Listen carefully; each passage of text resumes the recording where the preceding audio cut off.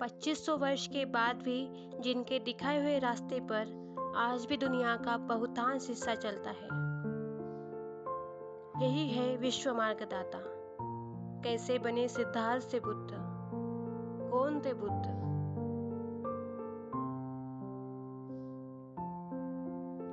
कपिलवस्तु यह वो जगह है जो भारत की नेपाल सीमा पर लुम्बिनी से लगभग 24 किलोमीटर की दूरी पर स्थित है, जहाँ के शाक्य कुल के राजा थे शुद्धोधन। उनकी पत्नी महामाया थी, जो कि कोलीय वंश से थी।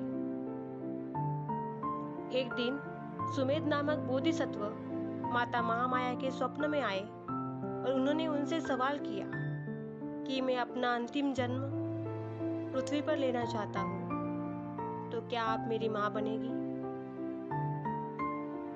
माता महामाया ने बड़े ही खुश होकर सहमति दे दी। इसी अद्भुत स्वप्न की चर्चा राजा शुद्धोधन ने स्वप्न विद्या पारंगत 8 पंडितों से की और उन 8 पंडितों ने उस स्वप्न का अर्थ बताते हुए कहा, आपके घर एक बेटे का जन्म होगा और अगर वो घर में ही रहा तो एक महान चक्रवर्ती सम्राट बनेगा, या संन्यस्त हुआ तो विश्व मार्गदाता बनेगा।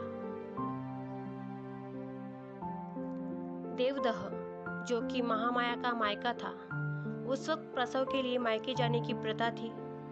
देवदह जाने के लिए लुम्बिनी वंशी होकर जाना पड़ता था। उस जमाने में यहाँ शाल नामक वृक्ष का बड़ा उद्यान था। इस बेहद खूबसूरत उद्यान ने उनको आकर्षित किया और वो पालकी से उतर गई। वो एक वृक्ष की ओर बढ़ी और शाखा को पकड़ा तो उनको प्रसव वेदना होने लगी और इसी तरह 563 ईसा पूर्व में वैशाख पूर्णिमा के दिन एक बालक का जन्म हुआ, जिसका नाम सिद्धार्थ रखा गया। सिद्धार्थ, जिसका अर्थ है जिसके सारे अर्थ सिद्ध हो गए। गोत्र गौतम होने के कारण वो सिद्धार्थ गौतम कहलाए। पहले ही भविष्यवाणी हो चुकी थी, जिसके कारण राजा शुद्धोधन ने सिद्धार्थ के लिए भोग विलास का भरपूर प्रबंध किया। सुंदर महल बनवाए, नाच गान मनोरंजन से भरपूर और दास दासी उनकी सेवा में लगा दिए गए, ताकि सिद्धार्थ गौतम कभी भी घर छोड़कर ना जाए।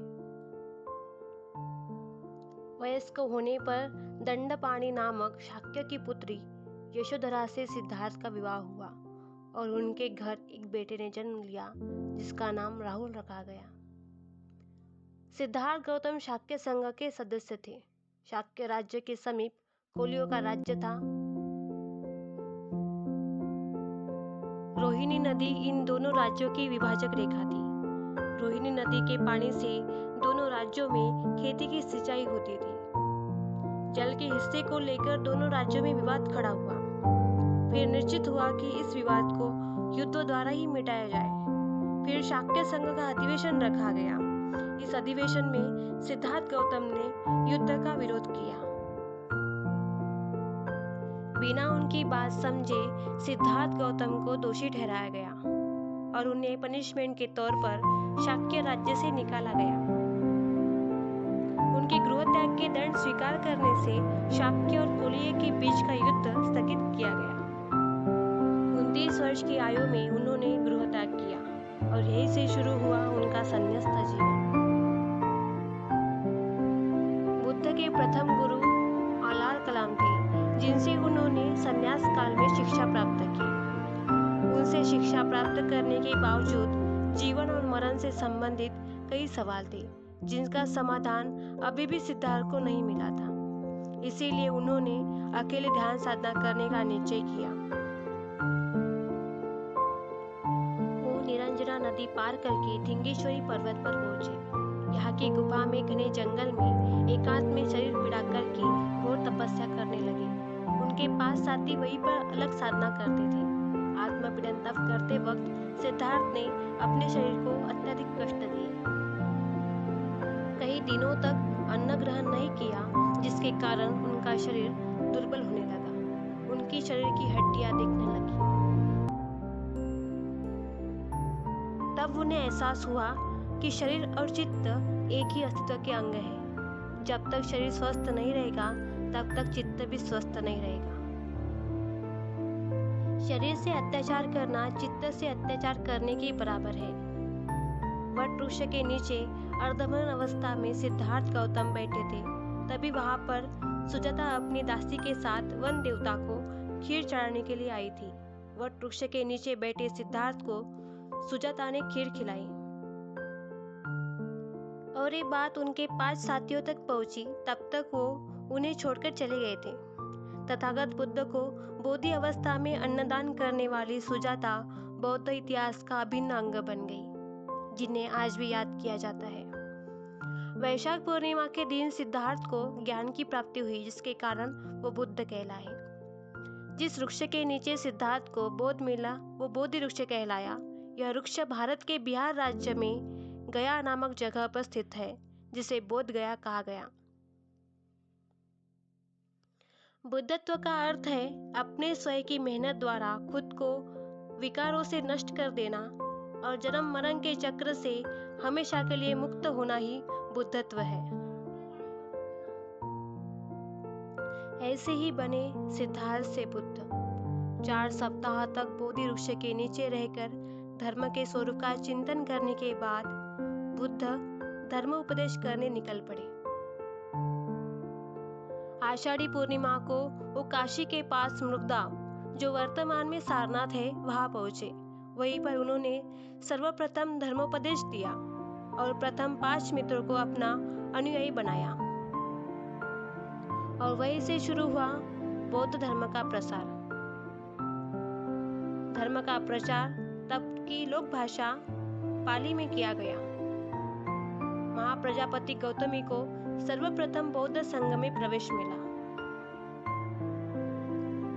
पाली सिद्धांत के महापरिनिर्वाण सूत्र के अनुसार 80 वर्ष की आयु में बुद्ध ने घोषणा की वे जल्द ही परिनिर्वाण के लिए रवाना होंगे। बुद्ध ने अपना आखिरी भोजन कुंडा नामक लोहार से एक भेंट के रूप में प्राप्त किया था, जिसे ग्रहण करके वे गंभीर रूप से बीमार पड़ गए। ईस्वी पूर्व 483 80 वर्ष की आयु में भारत के कुशीनगर में उनका निर्वाण हुआ। उनके महापरिनिर्वाण के अगले 5 शताब्दियों में बौद्ध धर्म पूरे भारतीय उपमहाद्वीप में फैला और अगले 2000 वर्षों में मध्य पूर्वी और दक्षिण पूर्वी एशिया में भी फैल गया। ईसाई, इस्लाम और हिंदू धर्म के बाद दुनिया का चौथा सबसे बड़ा धर्म है बौद्ध धर्म। हीनयान, थेरवाद, महायान और वज्रयान बौद्ध धर्म में प्रमुख संप्रदाय है। अमेरिका के प्यू रिसर्च के अनुसार विश्व में लगभग 54 करोड़ लोग बौद्ध अनुयायी है, जो दुनिया की आबादी का लगभग 7% हिस्सा है। अमेरिका के प्यू रिसर्च के अनुसार विश्व में लगभग 54 करोड़ लोग बौद्ध अनुयायी है, जो दुनिया की आबादी का लगभग 7% हिस्सा है। चीन, जापान और वियतनाम सर्वाधिक बौद्ध आबादी वाले शीर्ष के 3 देश हैं। दुनिया के 200 से अधिक देशों में बौद्ध अनुयायी है। चीन, Japan, Vietnam, Thailand, Myanmar, Bhutan, Sri Lanka, Cambodia, Mongolia, Laos, Singapore, दक्षिण कोरिया और उत्तर कोरिया समेत कुल 13 देशों में बौद्ध धर्म प्रमुख धर्म है। इसी धर्म के बुनियादी मनोभाव है 4 आर्य सत्य, आर्य अष्टांगिक मार्ग, निर्वाण, त्रिरत्न पंचशील। त्रिपिटक एक बौद्ध धर्म ग्रंथ है जो पाली भाषा में लिखा गया है। त्रिपिटक यानी कि 3 पिटक जो है विनय पिटक, सुत्त पिटक और अभिधम्म पिटक।